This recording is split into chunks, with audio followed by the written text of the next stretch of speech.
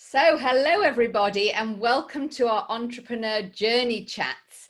I started doing these over the last couple of months because I just wanted to offer value to people about hearing from people who've built their own companies and organizations and hearing the tips, the insights, and any golden nuggets that may help you to either explore yours or to grow ours even stronger. I really think they've helped people. I've had lovely feedback, and if any of you want to be a guest on mine, please reach out and I'll see what we can do. But it's all about us leading a happier, more fulfilled life. And today I'm absolutely honored to have as my guest a dear friend of mine, is the former British Commonwealth, European and World Boxing Champion. Look at him go already. He's also a world-leading inspiration and motivational speaker and personal performance coach. He's an author, and I'll tell you about his book later. It's called Man Up, but we'll talk about that later. It's all about the world champion way, and I love his metaphor. And during lockdown, he's created a brand new 12-week coaching program called How to Change Yourself and Your Life in 12 Weeks, the World Champion Way. Why not? So please welcome the former light welterweight champion of the world, Billy Schwer. Woohoo! Let's get ready to rumble. Let's get it on. Get it on. I love it. Your energy, Billy, is infectious. Yes? Yes. Oh, it's vibe high. It's absolutely incredible. And you and I know it's all about energy and things like that. It's so important to keep our energy high, to do the best work that we can. And you have an incredible story that has been written in the history books. So just share for us a few minutes of how you became, world weight champion and since. So as you can see in the background, I got my world title belt position there. So that was a real journey to get there. So I started boxing when I was 11. I had my first contest when I was 11. Wow. So then I won the world title belt 20 years later, 2 decades.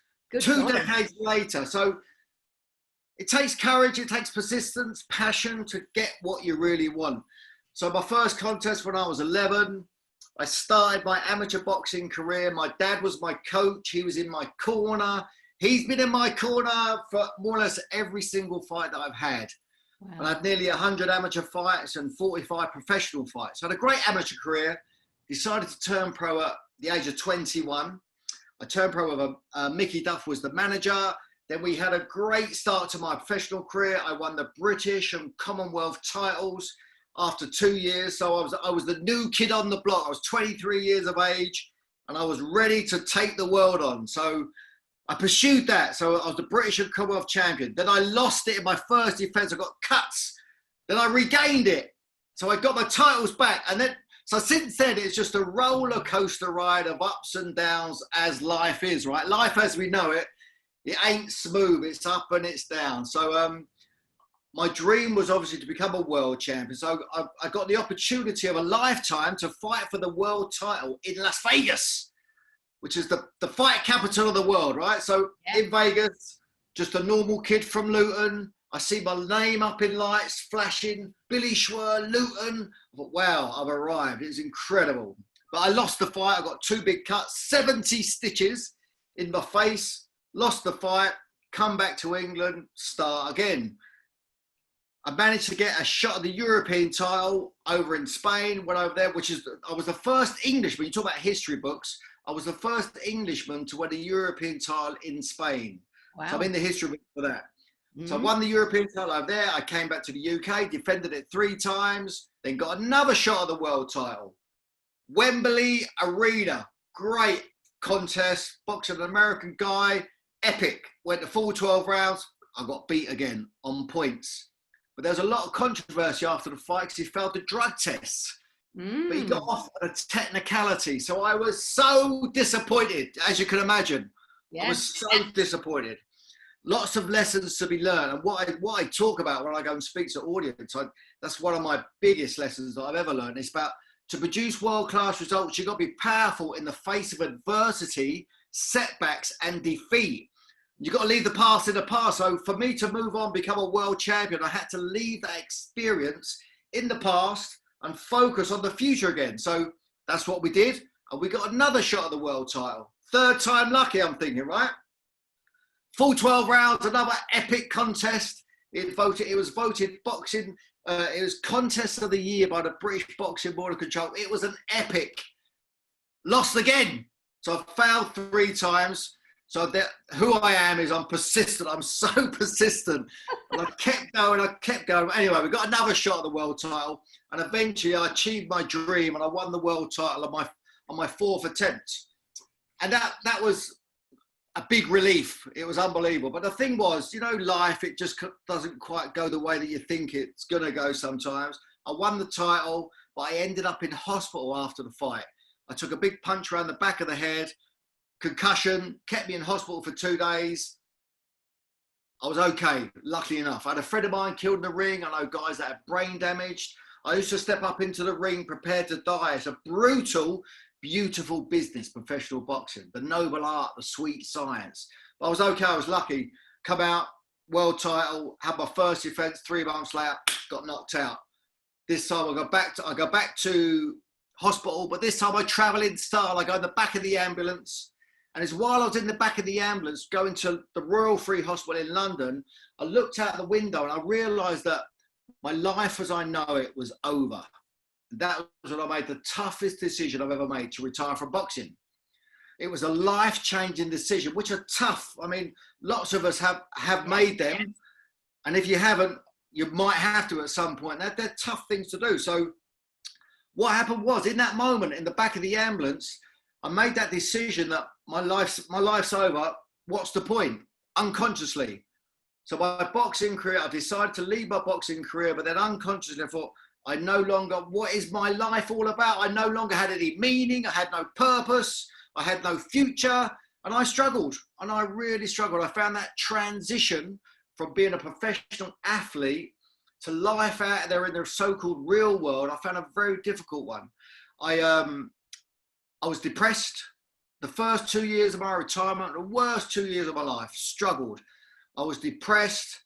I wrecked my marriage, which ended up in divorce. I ended up going bankrupt. I got caught out in the last recession. And I just crashed. I crashed and burned, and I hit rock bottom because I was stuck and I just didn't know how to be any other way than Billy the Boxer. Because Billy the Boxer had become a world-class fighter. Yeah. Now those traits that I had in the boxing ring served me well in that arena, but didn't work for me in life. I just didn't know how to be any other way than Billy the Boxer. So the paradox was, what had me be a champion in the boxing ring was now having me fail outside of it. And it wasn't until I realized that and I got responsible for that, that's when I started to really unravel myself. And I went to work on myself. I'm coaching, self-development programs, read loads of books. I've done hours and thousands of hours of work on myself, a lot of inner work. And that's where I'm at right now. And that's what the book's all about, because I figured it out.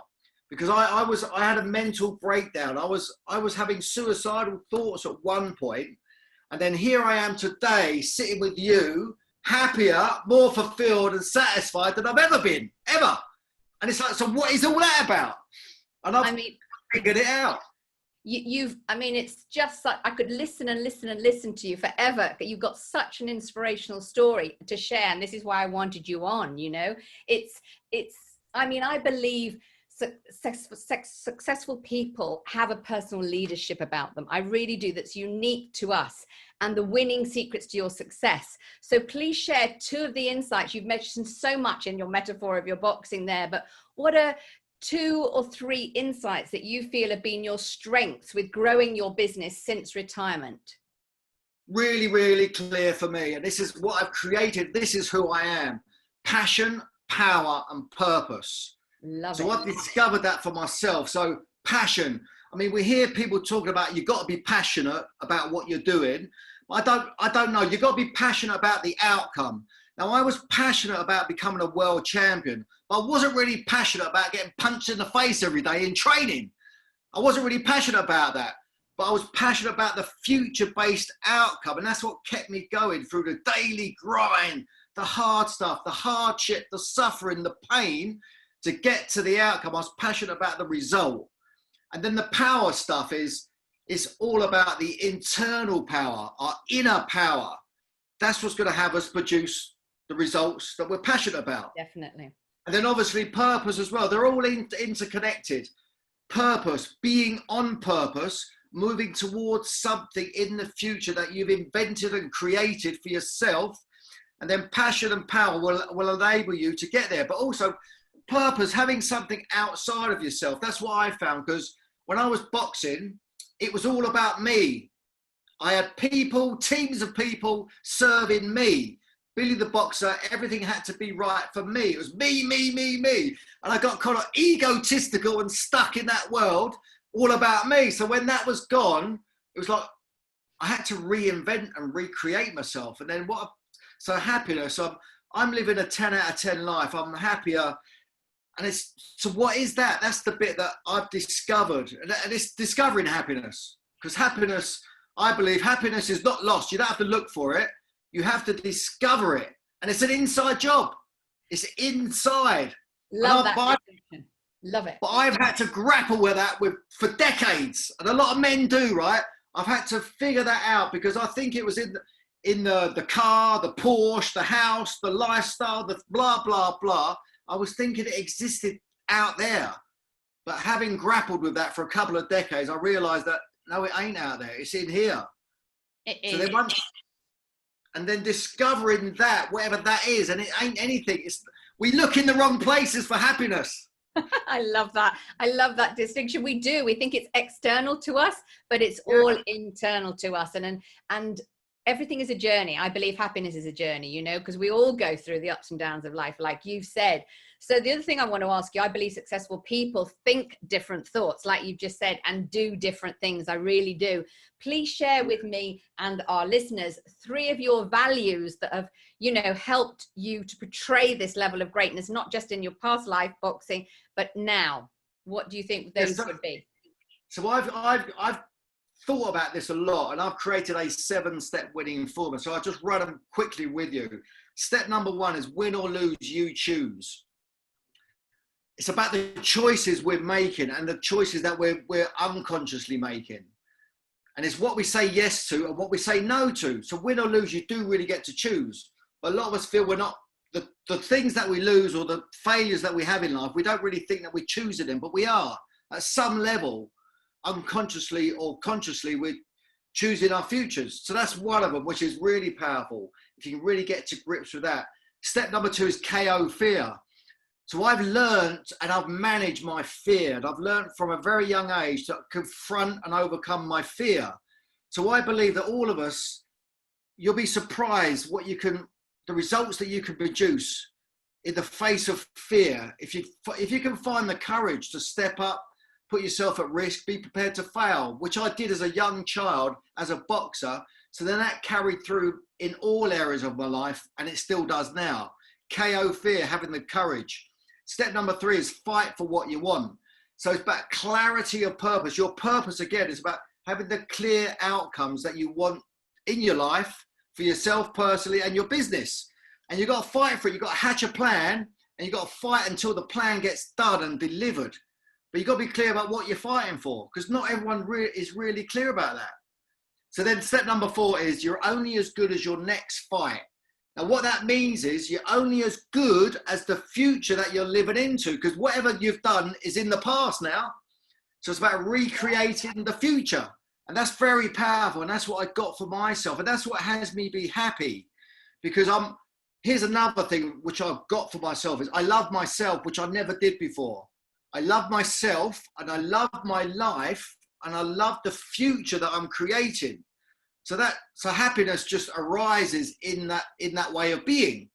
So again, it's about the future that you're designing and creating for yourself. Be responsible for that, because that's going to have you be a certain way in the present moment.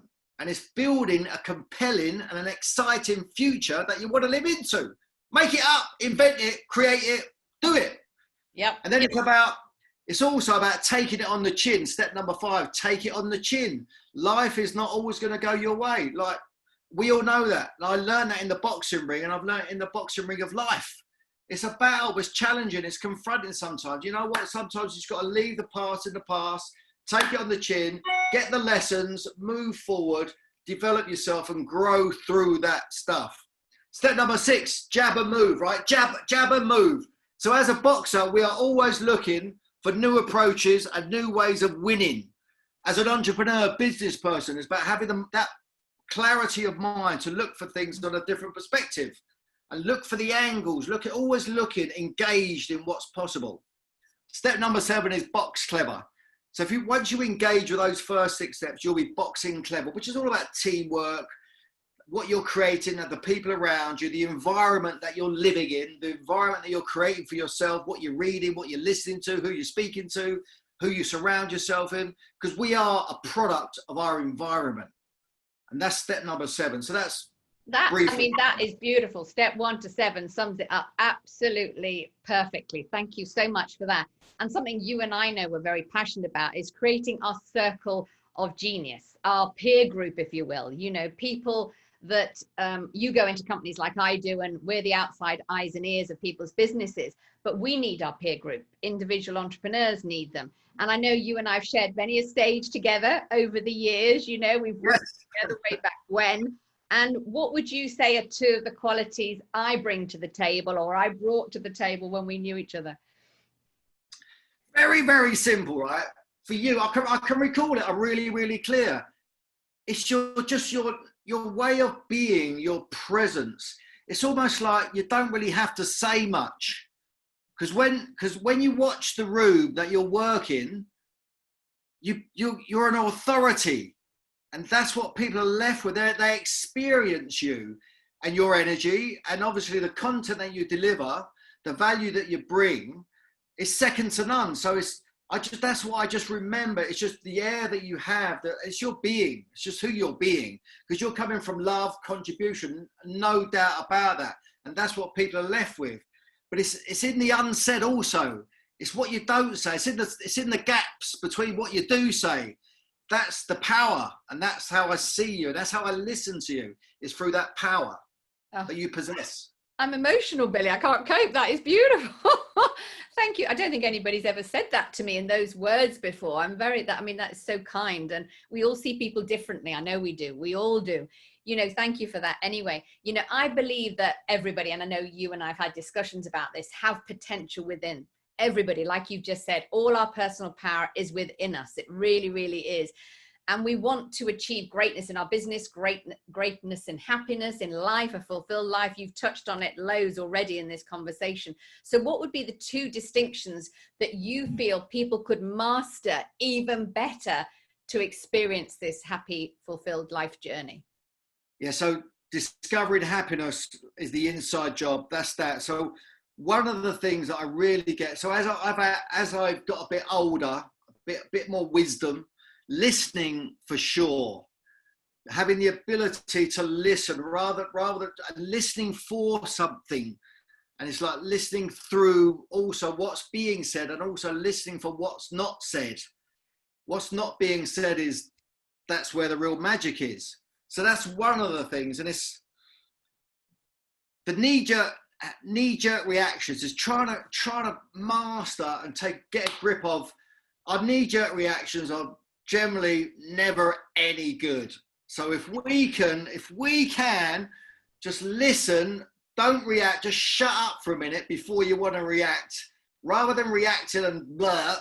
If we could just listen, take a breath, respond and react in a different to the knee-jerk reactions, because I work with people and it's just a constant, and it's a challenge. But what we don't really get is the impact of it on others. There's a big impact, and there's a big cost. There's a big cost to ourselves if we're knee-jerk. There's a cost of happiness, fulfillment, and satisfaction if we're living in that environment, that stress. It's very stressful because it's causing yourself stress, but then other people stress. So if listening for sure, and just trying to figure out the knee-jerk reaction, try and catch yourself. But also, if you don't catch yourself, which is very difficult to do, go and clean the mess up. If you've made any mess, if you've kicked off, go and clean the mess up. Get it complete and dealt with. so you can disappear any upset. So that's Lovely. I mean, so I can say that I can say that as an older man now, but I couldn't say that 10, 20 years ago. no, but I mean, those are so powerful. People do automatically, human mindset just wants to react because it goes against their value or it goes against their beliefs. But you're absolutely right. Breathe, take that time to truly give that other person the gift of listening to their sayings. Yes, I love Especially it. men, because I work with a lot of men and they're rubbish at it. So we're dealing with that. So that it's brilliant. So my mission in life now is the transformation of the middle-aged man. That's what my vision is. I'm out to rock the world and cause a phenomenon. That's my vision. But I'm not going to do that. It's going to be via the guys that I work with. So my mission is the transformation of the middle-aged man. So can you imagine what the world would look like if men were transformed and they had the ability to not kick off and think and before they speak and behave in a different way? That the world would be a different place. And that's what I'm up to. Oh, I mean, God, you've got like 500 years of wisdom in your brain, Mr. Billy. You know, it's people who are going to hear this and they're going to say, oh my God, that man is so wise. You've been through every bottom pit and you've created and you've helping others. And that's what I'm passionate about as well.